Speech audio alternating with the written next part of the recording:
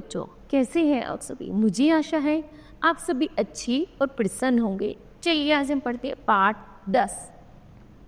नमन करूं मैं। करते हैं इस कविता की शुरुआत। चलिए। प्रातः उठो तो देखो नभ में, सोना ही सोना सा बिखरा।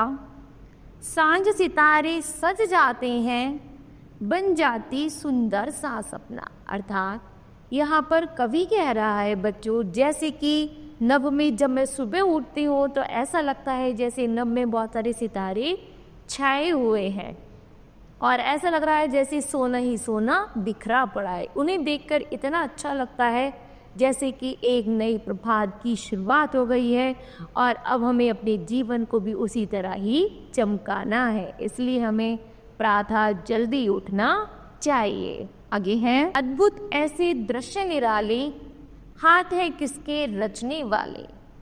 उन हाथों को नमन करूं मैं, जी चाहता उनको चूमूं मैं। अर्थात यहाँ पर कवि ने कहा है जब मैं उन सोने से भरे नभ को देखता हूँ, ऐसा लगता है जैसे उस नभ में सोने से भरे सितारे भरे हुए हैं, तो मेरा मन करता है कि मैं उन्हें छू लूँ, उनको पकड़ लूँ और मन करता है उन हाथों को मैं नमन करूं जिनसे मैं उन्हें छूं। अर्थात और उस भगवान को भी मैं नमन करना चाहता हूं जिसने हमें इतना सुंदर संसार दिया है। ठीक है।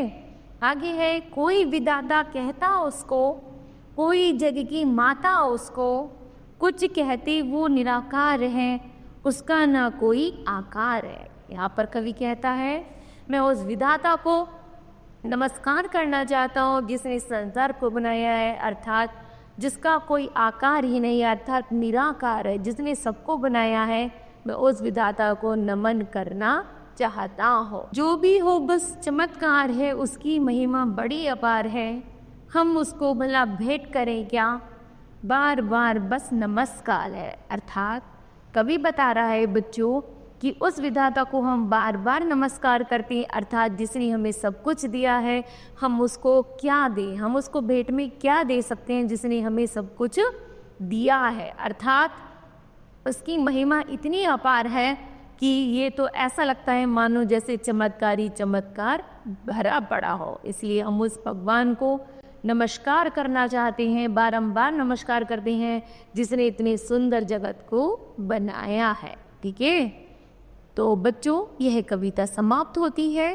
तो बताइए आपने इस कविता से क्या सीखा? तो हमने सीखा कि हमें भगवान को हमेशा धन्यवाद देना चाहिए जो भी उन्होंने हमें दी है। ठीक है।